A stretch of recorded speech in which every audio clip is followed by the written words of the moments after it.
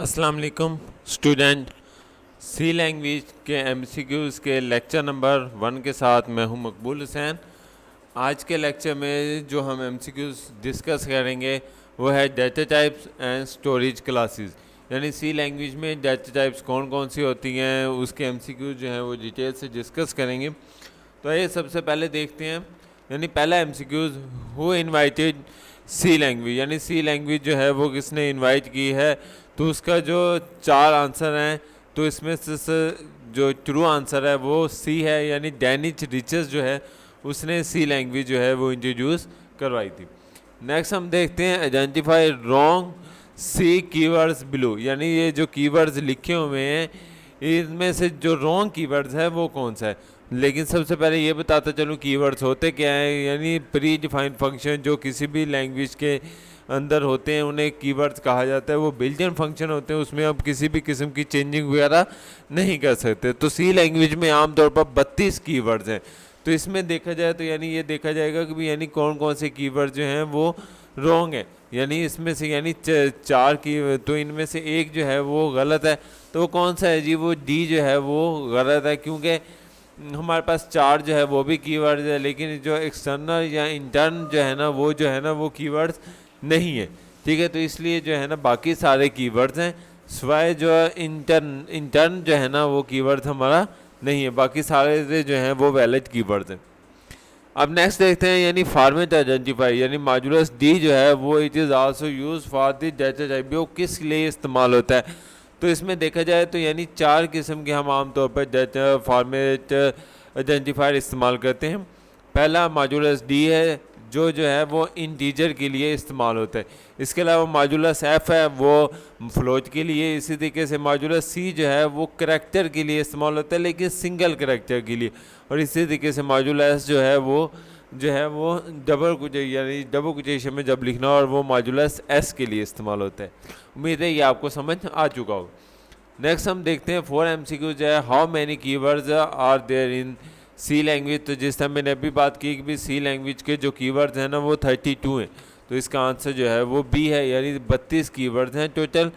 तो जो रिमेनिंग हैं जो वो सारे के सारे जो हैं वो कंपाइलर जो है वो चेक करता है कि भी यानी इसे रिजर्व वर्ड भी कहा जाता है। नेक्स्ट हम देखते हैं which of the following is not a data type, यानी कौन कौन सी डाटा टाइप्स नहीं हो सकती। तो symbolic data, alphanumeric data, numerics data type या अल्फ़ाबेटिक डाटा। तो यानी जो ए आंसर है वो जो है रॉन्ग है, यानी सिंबॉलिक डाटा जो है वो डाटा टाइप में इस्तेमाल नहीं हो सकता, क्योंकि इंटीजर है, फ्लोट है, करैक्टर है। तो ये सारे के सारे जो हैं वो अल्फ़ान्यूमेरिक डाटा टाइप में आ सकते हैं, लेकिन सिंबल जो है वो किसी भी डाटा टाइप में इस्तेमाल नहीं होते। इसके अलावा डाटा टाइप्स जो है वो इंटीजर की वो कितनी है, तो यानी शॉर्ट है, इंट है, लॉन्ग है, ऑल ऑफ दीज है।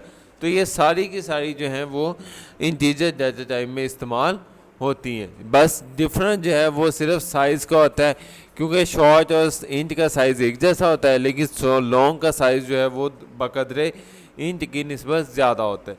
इसलिए जो है, लेकिन ये होती सारी इंटीजर के लिए ही है। नेक्स्ट MCQ जो है, types of real numbers in C language. Real number जिससे मैंने अभी बात की, इंट में जो सिर्फ न्यूमेरिक्स नंबर आते हैं विदाउट पॉइंट वाले, लेकिन रियल नंबर में फ्लोट आता है, डबल आता है, लॉन्ग डबल आता है। ये तीनों डाटा टाइप जो हैं ये रियल की टाइप्स हैं। इसमें यानी फ्लोट यानी पॉइंट वाली वैल्यू जो है वो इस्तेमाल होती है। और इनमें भी जो फ़र्क है सिर्फ साइज़ का फ़र्क है, यानी फ्लोट में कम होता है, डबल में ज़्यादा होता है, जबकि लॉन्ग डबल में बहुत ज़्यादा साइज़ जो है वो आप स्टोर कर सकते हैं, लेकिन सिर्फ रेयर यानी पॉइंट वाली वैल्यूज़ का। उसके बाद sign and unsign represent in the available for, यानी साइन जो है वो किस किस में हो सकते हैं, यानी माइनस का निशान किस में लग सकता है और प्लस का निशान जो है वो किस में लग सकता है। साइन जो होते हैं वो माइनस वाली वैल्यू को कहा जाता है, और अनसाइन वैल्यूज़ वो होती हैं जो प्लस वाली होती हैं। तो सी जो लैंग्वेज है यानी सी जो है वो इसमें यानी शॉर्ट में, इंट में, लॉन्ग में, 4 में, यानी सब में जो साइन और अनसाइन जो है वो रिप्रेजेंट कर सकते हैं। उसके बाद जो आता है size of short, int, long in turbo C++ में, यानी बाइट के हिसाब से देखा जाए तो जिस तरह मैंने अभी बात की थी कि शॉर्ट और इंट का साइज़ जो है ना वो एक जैसा होता है, लेकिन लॉन्ग का साइज़ जो है ना वो कदरे ज़्यादा होता है। तो यानी शॉर्ट जो है वो भी 2 बाइट का होता है और इंट जो है वो भी 2 बाइट का होता है, लेकिन जो लॉन्ग है वो 4 बाइट जगह जो है वो लेता है। तो इसलिए जो पहला आंसर है वो हमारा करेक्ट है। आगे हम देखते हैं यानी size of short int and long visual studio, यानी अगर विजुअल स्टूडियो में देखा जाए तो उसका साइज़ जो है वो कितना होता है, तो वो हमारे पास जो है ना वो थोड़ा सा डिफरेंट होता है। यानी शॉर्ट 2 बाइट का होता है, लॉन्ग जो है वो 4 बाइट लेता है, और जो इंट है वो भी 4 बाइट जगह लेता है डाटा को स्टोर करने के लिए। उसके बाद नेक्स्ट जो है रेंज साइन 4, यानी 4 की जो रेंज है वो कितनी है, तो वो आपके सामने यानी ए जो है -128 से लेकर +127 तक, यानी ये टोटल जो है वो 0 से लेकर 255 करैक्टर्स जो हैं वो बनते हैं। उसके बाद range of sine int, int की जो रेंज है वो कितनी है, यानी साइन और अनसाइन की, तो वो है जी -32,768 से लेकर +32,768 तक, यानी बी जो है वो इसका करेक्ट आंसर है। उसके बाद नेक्स्ट जो है size of float double and long double in byte, तो यानी फ्लोट कितनी जगह लेता है, डबल जो है वो कितनी जगह लेता है, तो लॉन्ग डबल जो है वो कितनी जगह लेता है, तो इसका आंसर जो है वो बी होगा। यानी फ्लोट 4 बाइट जगह लेता है, डबल जो है वो 8 बाइट जगह लेता है, जो लॉन्ग डबल है वो है 10 बाइट जगह जो लेता है। उसके बाद नेक्स्ट जो हमारा एमसीक्यूज है left most bit 0 is sign represent indicate, यानी हमारे पास जो है ना लेफ्ट मोस्ट बिट जो है ना 0 वो साइन रिप्रेजेंट करती है, इंडिकेट को वो कौन सी होती है, पॉजिटिव नंबर होती है, नेगेटिव नंबर होती है, या साइन नंबर, या नन ऑफ दी। तो इसमें देखा जाए तो यानी मोस्ट यानी राइट लेफ्ट साइड पर जो अगर 0 लिखा जाए तो वो जो है ना वो पॉजिटिव नंबर के ज़मरे में आता है।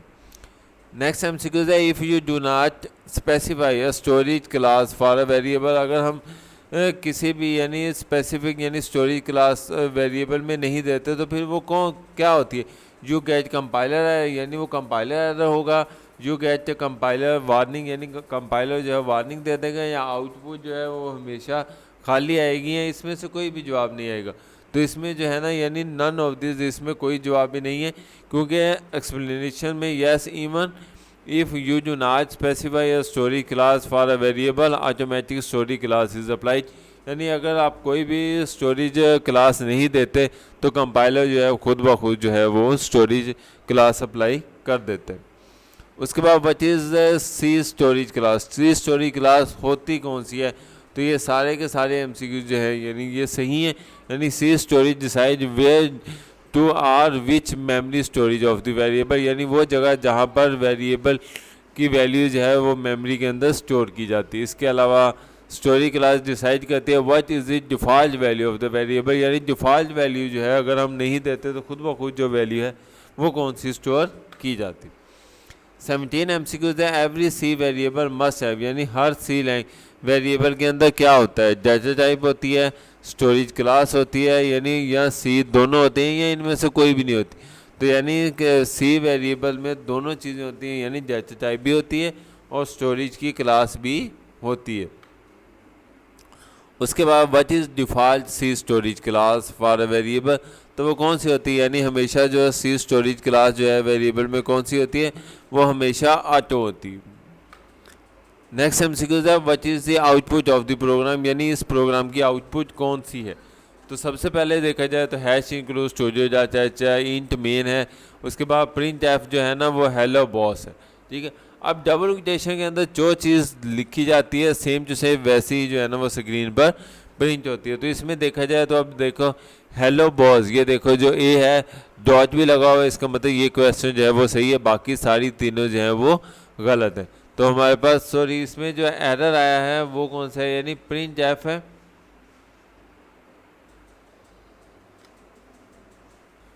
जी इसमें एक एरर है वो जो नीचे दिया गया है जिसने एक्सप्लेनेशन में बताया गया है, क्योंकि अगर हम इंट मेन यहाँ पर देते हैं तो हमें रिटर्न के तौर पर रिटर्न 0 भी देना चाहिए। अगर हम इंट नहीं देते तो फिर आउटपुट जो है वो हेलो बॉस डॉट आएगी, लेकिन अगर हम यहाँ पर इंट देते हैं तो फिर जो है वो एरर आएगा, क्योंकि यहाँ पर जो है ना हेलो बॉस के बाद जो है ना वो हमें रिटर्न 0 की वैल्यू देनी पड़ती है। नेक्स्ट एमसीक्यू है हमारे पास द स्टेटमेंट बिलो इज़, यानी इंट पी है तो ये क्या है जी? डिक्लेरेशन है, डेफिनेशन है, इनिशियलाइजेशन है, नन ऑफ दिस है। तो आपने डिक्लेरेशन का सिंटैक्स देखा होगा, उसमें दो चीज़ें आती हैं, डाटा टाइप आती है सबसे पहले, और उसके बाद जो आता है वेरिएबल का नाम आता है, और लास्ट में सेमीकोलन आता है। तो ये जो है ये क्या है जी? ये डिक्लेरेशन है, जिसे वेरिएबल डिक्लेरेशन भी कहा जाता है। नेक्स्ट एमसीक्यूज है यानी 21वां, यानी is the picture in which the flows of conceptual path are accepted. तो इसका जो आंसर है वो डी है, यानी फ्लो चार्ट है। यानी अगर हम अपने प्रोग्राम को तस्वीरी शक्ल में शो करवाएं तो उसे क्या कहा जाता है, जिसमें तमाम पाथ भी शो करवाए जाते हैं, यानी कौन सा रूट से जाना है, किस तरफ जाना है, तो वो जो है ना हम फ्लो चार्ट के ज़रिए रिप्रेजेंट कर सकते हैं। नेक्स्ट है C language is the successor to which language. तो यानी सी लैंग्वेज का जो सक्सेसर है वो कौन सा है, यानी सी लैंग्वेज से पहले कौन सी लैंग्वेज बनाई गई थी, तो वो बी लैंग्वेज जो थी वो इंट्रोड्यूस करवाई गई थी। उसके बाद जो C language in which level language, यानी कौन सी लेवल लैंग्वेज है, लो लेवल लैंग्वेज है, हाई लेवल लैंग्वेज है, या लो या हाई है। तो सी लैंग्वेज जो है ना वो हाई लेवल लैंग्वेज है। उसके बाद देखा जाए लो लेवल लैंग्वेज कौन सी होती है, तो लो लेवल लैंग्वेज वो होती है जो इंसान से दूर और कंप्यूटर के नज़दीक होती है। तो इसमें देखा जाए तो यानी कौन सी है जी? Language human readable like language नहीं, लो लेवल लैंग्वेज तो ह्यूमन हो ही नहीं सकती। Language with big program size, language with small program size, या डिफ़ॉल्ट टू अंडरस्टैंड या रीडेबल टू क्वेश्चन। तो यानी इसमें डी क्वेश्चन होगा, यानी डिफ़िकल्ट, जो मुश्किल है समझना और रीडेबल है समझना।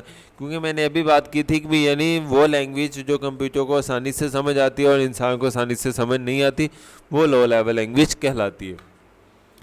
इसके अलावा 25 एमसीक्यूज है C is the type of programming language. तो यानी सी जो है वो कौन सी प्रोग्रामिंग लैंग्वेज है, यानी ऑब्जेक्ट ओरिएंटेड है, प्रोसीजर है, या बिट लेवल है, या फंक्शन लैंग्वेज है। तो जो सी है वो प्रोसीजर लैंग्वेज है, यानी स्टेप बाय स्टेप यानी ना काम किया जाता है, इसलिए इसको जो है ना प्रोसीजर लैंग्वेज कहा जाता है। तो उम्मीद है आपको आज का लेक्चर समझ आया होगा। अगर किसी भी किस्म की प्रॉब्लम आई हो तो इसके जो इस ईमेल आई पर, या जो मेरा यूट्यूब का चैनल है कंप्यूटर ट्यूटोरियल हब, इस पर कमेंट्स करना मत भूलिएगा। ठीक है जी, अपना ख्याल रखिएगा। अल्लाह हाफिज़, फ़ी अमानिल्लाह।